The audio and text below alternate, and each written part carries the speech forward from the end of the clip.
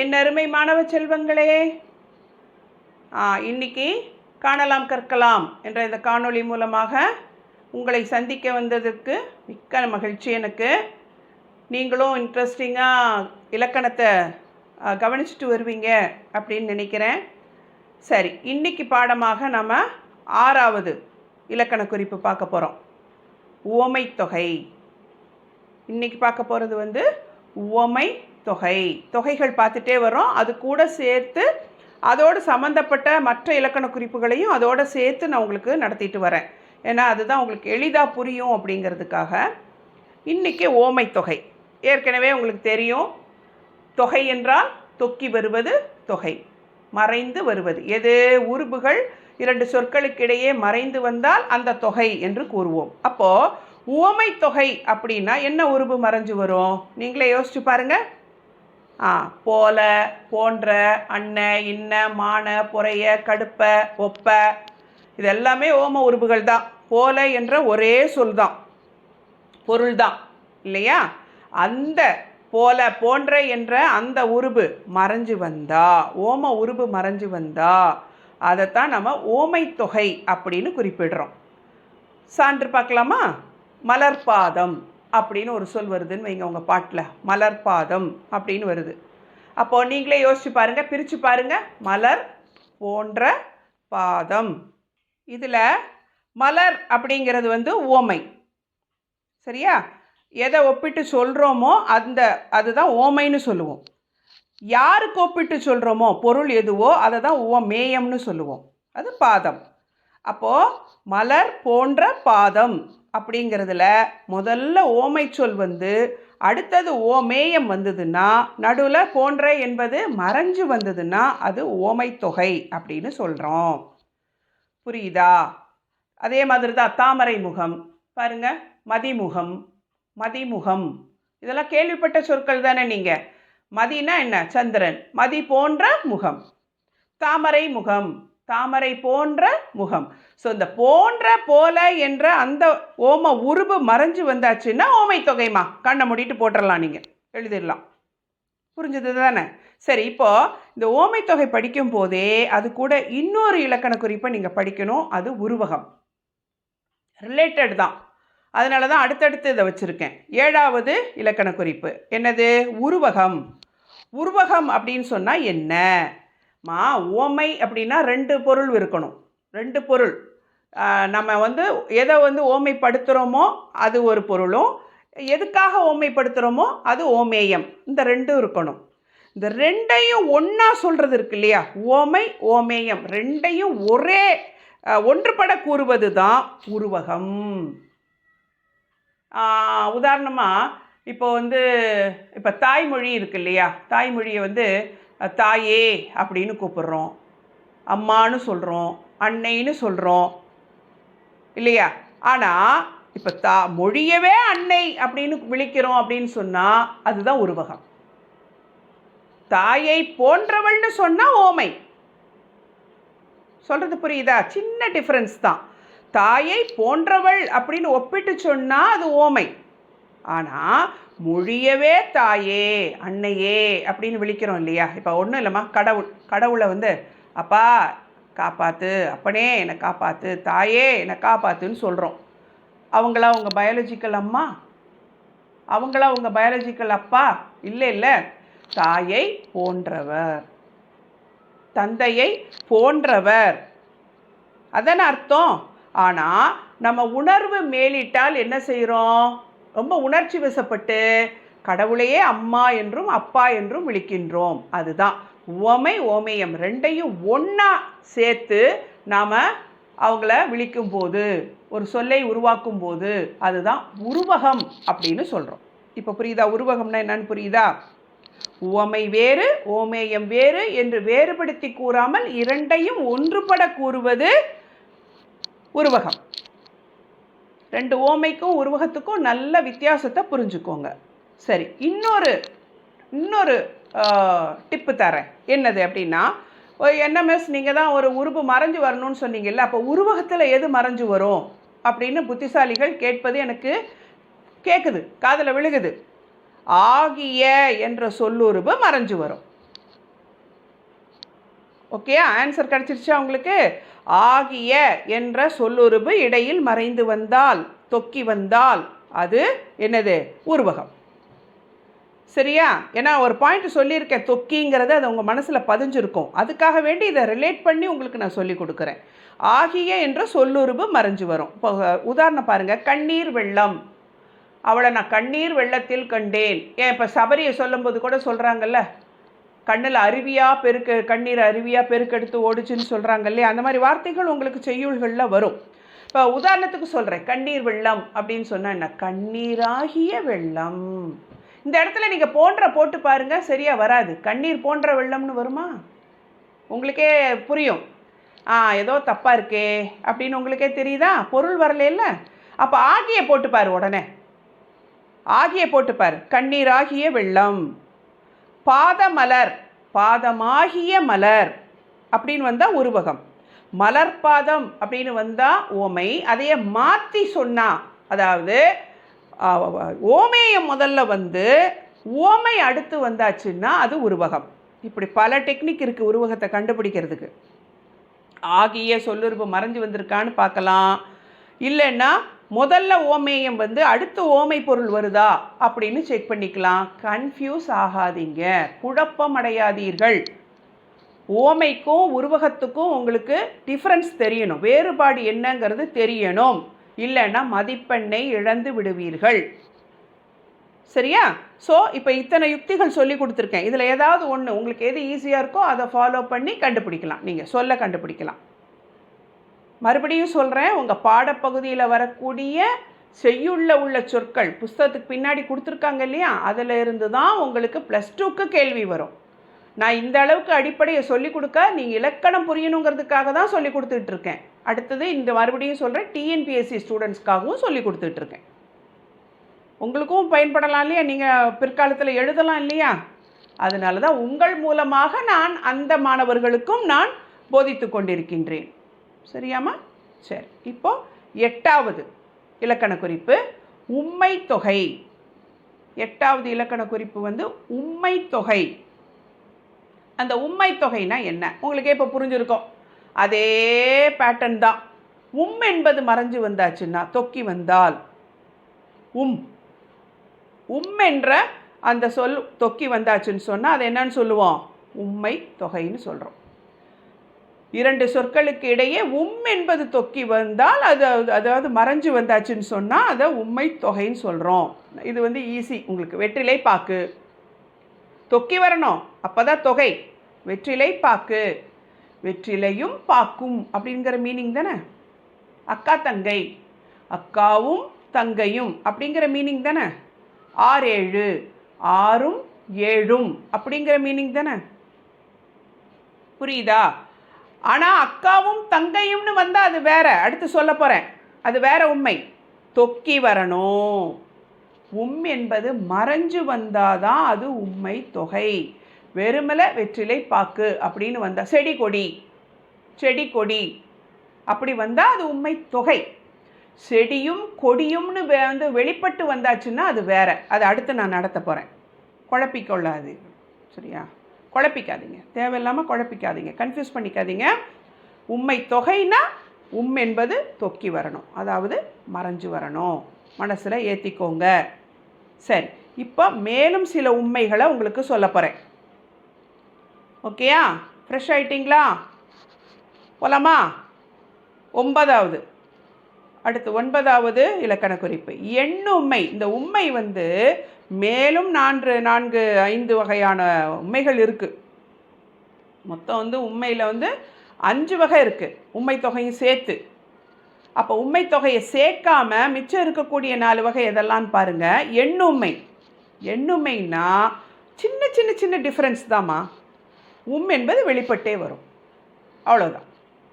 ஒன்றுக்கு மேல் வரும், குறிப்பெடுத்துக்கோங்க. ஒன்றுக்கு மேல் வரும், ஆனால் வெளிப்பட்டே வரும்.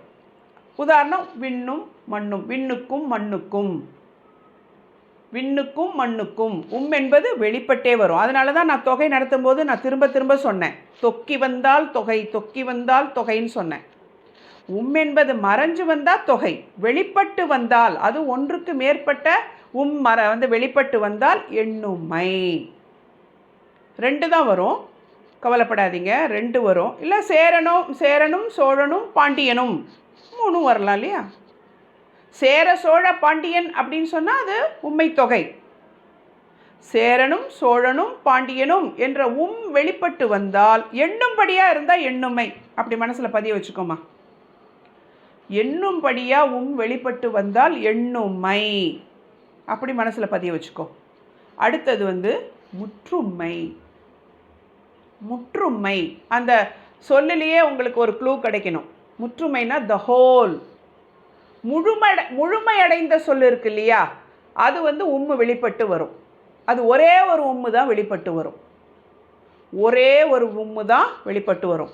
இந்த எண்ணுமைக்கு மட்டும்தான் அடுக்கி வரும் ஆனால் முற்றுமைக்கு ஒரே ஒரு தான் வெளிப்பட்டு வரும். உதாரணமாக அனைத்தையும், யார்க்கும், எல்லாமும், அனைவருக்கும், பத்தும். அனைவருக்கும் அப்படின்னு சொன்னால் எல்லாரையும், த ஹோல். அனைத்தும், த ஹோல். பத்தும், அதுக்குள்ளே 9 அடக்கம் இல்லையா, த ஹோல். ஸோ ஒரு முழுமை பொருளில் என்பது வெளிப்பட்டு ஒரே ஒரு மட்டும் வெளிப்பட்டு வந்தால் அது முற்றுமையாகவும் இருப்பதற்கு வாய்ப்பு இருக்குது. சரியா? இதை மைண்டில் வச்சுக்கோங்க. அதே மாதிரி ஒரே ஒரு வெளிப்பட்டு வருவது இன்னும் 2 இருக்குது. உயர்வு சிறப்புண்மை, இழிவு சிறப்புண்மை அப்படின்னு சொல்லுவோம். ஒரே ஒரு தான் வெளிப்பட்டு வரும், ஒரே ஒரு சொல்லாகத்தான் வரும்.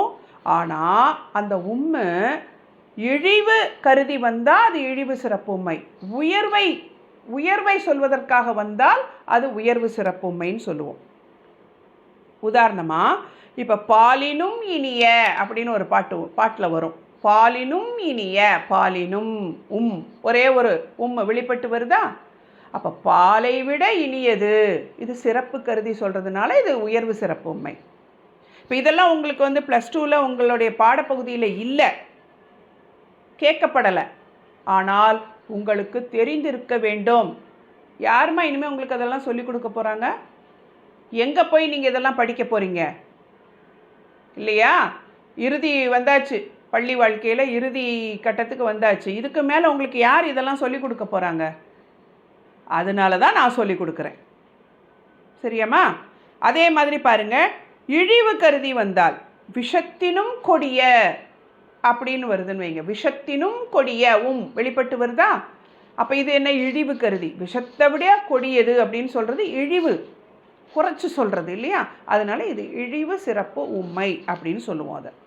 ஸோ தொக்கி வந்தால் தொகை, என்பது தொக்கி வந்தால் தொகை, ஒன்றுக்கு மேல் வெளிப்பட்டு வந்தால் எண்ணுமை, எண்ணும்படியாக வந்தால் எண்ணுமை, ஒரே ஒரு சொல்லாக வந்து மட்டும் வந்து ஒரே ஒரு சொல்லாக வந்து ஒரே ஒரு மட்டும் வர்றதில் 3 வகையாக பிரிக்கலாம்.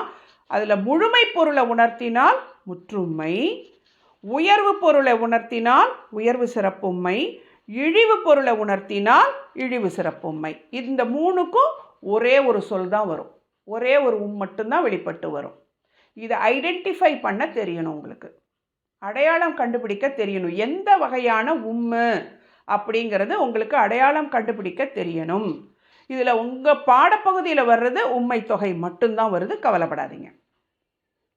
உங்கள் பாடப்பகுதியில் உம்மை தொகை மட்டும்தான் வந்திருக்கு. அது 2 சொற்கள் தான் வந்திருக்கு. அதை நான் பின்னாடி உங்களுக்கு நான் விளக்குவேன்.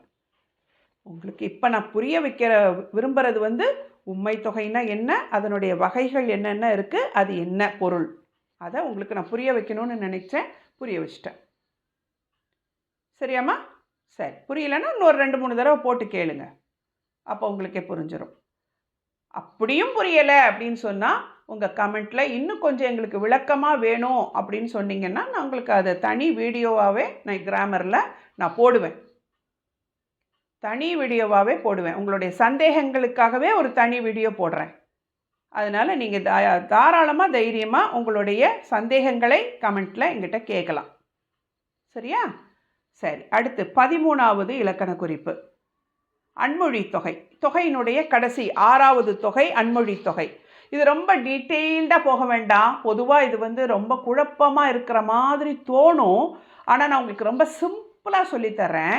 நம்ம இது வரைக்கும் பார்த்தோம்ல, அந்த 5 தொகைகள் இருக்கு இல்லையா, அந்த 5 தொகையினுடைய பொருள்கள்லேயும் வரும் அன்மொழி தொகை. சிம்பிளாக சொல்கிறேம்மா, அந்த 5 தொகையினுடைய புறத்தே நின்று பர்சனை குறிக்கும், ஒரு மனுஷனை குறிக்கும், இல்லை பெண்ணை ஆணை யாரை வேணாலும் சரி, மனிதர்களை குறிக்கும். அப்படி குறித்தா அது அன்மொழி தொகை. அப்படி மைண்டில் வச்சுக்கோங்கம்மா. உங்களை நான் ரொம்ப குழப்பவே விரும்பலை. 5 தொகைகளுக்கு பின்னாலும் வரலாம், வந்து ஒரு ஆளை பர்சனை குறிக்கும். அப்போ அது அன்மொழி தொகைன்னு சொல்கிறோம். ஒரு சான்று சொல்கிறேன் பாருங்கள். நெடுந்தகை அப்படின்னு சொல்லியிருப்பார் கம்பர். யார? ராமனை. கம்பராமாயணத்தில் நெடுந்தகையான் அப்படின்னு சொல்லியிருப்பார். நெடுந்தகையாளன் அப்படின்லாம் சொல்லுவோம், தெரியா? யாராவது ஒருத்தரை பெருமையாக சொல்லணுன்னா அப்படி சொல்லுவோம் தானே, அந்த மாதிரி ஒரு சொல்லுன்னு வச்சுக்கோங்க, நெடுந்தகை. இப்போ பொதுவாக நீங்கள் இதை பார்த்தோன்னே என்ன தரும்? பண்பு தொகை. நெடுமை ப்ளஸ் தகை பண்பு தொகைன்னு சொல்லுவீங்க. ஆனால் இது பண்பு புறத்து வந்து அன்மொழி தொகை. ஏன்னா இந்த நெடுந்தகைங்கிறது பண்பை மட்டும் குறிக்கலை, பண்பாளன் ராமனை குறிக்குது. அந்த பண்பை உடைய ராமனை குறிக்குது நெடுந்தகைங்கிற சொல். அதனால இது அன்மொழி தொகை. அதனால தான் நான் உங்ககிட்ட சொன்னேன், இதை பர்சனை குறிக்கும் அப்படின்னு சொன்னேன். அதே மாதிரி பாருங்கள், இருங்குழை, ஆயிழை. இருங்குழை அப்படின்னா பெரிய காதணி. குழைனா காதணி, இந்த ஜிமிக்கி டோலாக்கெல்லாம் இருக்குல்ல, காதில் போடக்கூடியது, அதுதான் குழைன்னு சொல்லுவாங்க. அந்த பெரிய குழையை அணிந்த கண்ணகின்னு சொல்லியிருக்காங்க சிலப்பதிகாரத்தில். அதே மாதிரி ஆயிழை, ஆயிழை அப்படின்னா ஆராய்ந்து தேர்ந்தெடுத்த நகைகளை அணிந்தவள் அப்படின்னு அர்த்தம். யார்? சீத்தையை குறிப்பிட்டிருப்பாங்க. புரியுதா? ஸோ இதெல்லாம் வந்து உங்களுக்கு அன்மொழி தொகை. ஏன்னா இருங்குழை அப்படிங்கிறது ஒரு ஆபரணமாக இருந்தாலும், ஆயிழைங்கிறதும் வேற ஒரு ஆபரண வகைகளை சார்ந்ததாக இருந்தாலும் யாரை குறிப்பிடுறாங்க? அதை அணிந்தவர்களை குறிப்பிடுறாங்க இல்லையா, பர்சனை குறிப்பிடுறாங்கல்ல. அதனால இது அன்மொழி தொகை. புரிஞ்சுதா? புரியுதா நான் சொல்கிறது? ஸோ ரொம்ப கன்ஃபியூஸ் பண்ணிக்காதீங்க. அன்மொழி தொகை என்றால் பர்சனை குறிப்பாங்க. தொகைகள் எந்த தொகைக்கு பின்னாடி வேணாலும் வரும், புறத்தே வரும். ஆனால் இது பர்சனை குறிப்பிடும்போது அதை வந்து நம்ம அன்மொழி தொகை அப்படின்னு சொல்கிறோங்கிறத மட்டும் மனசில் பதிய வச்சுக்கோங்க, போதும். அதுவும் உங்களுக்கு உங்கள் புத்தகத்தில் பாடத்தில் வந்தால் தான் உங்களுக்கு பரீட்சைக்கு வரும் +2 மாணவர்களுக்கு. ஆனால் மற்ற தேர்வுகள் எழுத போகிறவங்களுக்கு இது என்னன்னு புரியணும். அதனால தான் இதை கொஞ்சம் டீட்டெயிலாக நடத்தினேன். ஓகேயா? சரியா? சரி. இப்போது உங்களுக்கு எளிதாக 2 இலக்கண குறிப்பை சொல்லி நான் முடிச்சிடுறேன் இந்த வீடியோவை. உங்களுக்கே தெரிஞ்ச ஒரு இலக்கண குறிப்புகள் தான். 14வது இலக்கண குறிப்பு அடுக்குத்தொடர். அடுக்குத்தொடர், ஒன்றுக்கு மேல் சொற்கள் அடுக்கி வந்தால் அது அடுக்குத்தொடர்னு சொல்கிறோம். ஆனால் என்ன ஒன்று, பிரித்தால் பொருள் தரணும். தந்துச்சுன்னா அது அடுக்குத்தொடர், தரலைன்னா இரட்டை கிளவி. கிளவினா என்ன? சொல், பதம். பதம் என்றாலும் கிளவி என்றாலும் சொல் தான். அப்போ 2 சொல் அடுக்கி வரும், ஆனால் பிரித்தா பொருள் தராது, அது இரட்டை கிளவி. 2 சொற்கள் அடுக்கி வரும், பிரித்தால் பொருள் தரும், அது அடுக்குத்தொடர். அவ்வளோதான் அந்த டிஃப்ரென்ஸ். அடுக்குத்தொடருக்கு வந்து ஒரு சான்று வந்து போ போ போ போ. இதை பிரிச்சாச்சுன்னா போ அர்த்தம் இருக்குல்ல, பொருள் தருதில்ல, அதனால இது அடுக்குத்தொடர். அதுவே சலசலா, கலகலா, பளபளான்னு மின்னுது அப்படிம்போம். சலசலான்னு பேசாத அப்படிம்போம். கலகலான்னு சிரிச்சா அப்படிம்போம். இப்போ இந்த சல, கல, பல இதெல்லாம் வந்து பார்த்திங்கன்னா பிரித்தா பொருள் தராது, வெறும் சொற்கள் தான் அடுக்கி வருது. அதனால இது இரட்டை கிளவி. புரியுதா? ஒரே ஒரு வித்தியாசம், பிரித்தால் பொருள் தந்தால் அடுக்குத்தொடர், பிரித்தால் பொருள் தரலைன்னு சொன்னால் அது இரட்டை கிளவி. ஒரே சொல் மேற்கொண்டு அடுக்கி வந்தால் அது அடுக்குத்தொடர். இது ஈஸி தான், உங்களுக்கெல்லாம் தெரிந்த ஒரு விஷயமாக தான் இருக்கும். இருந்தாலும் இதுவும் இலக்கண குறிப்பில் உண்டுங்கிறதுனால நான் உங்களுக்கு இதை சொன்னேன். இப்போ 15 இலக்கண குறிப்புகள் முடிச்சிட்டோம். இந்த 2 வீடியோவில் 15 இலக்கண குறிப்புகளை நான் விளக்கியிருக்கேன். ஸோ போட்டு பாருங்கள், சந்தேகம் இருந்தால் கமெண்ட்டில் கேளுங்க. இனி அடுத்த காணொளியில் காணலாம் கற்கலாம் மூலமாக உங்களை சந்திக்கும் வரை உங்களிடமிருந்து விடைபெறுவது ராஜவல்லி.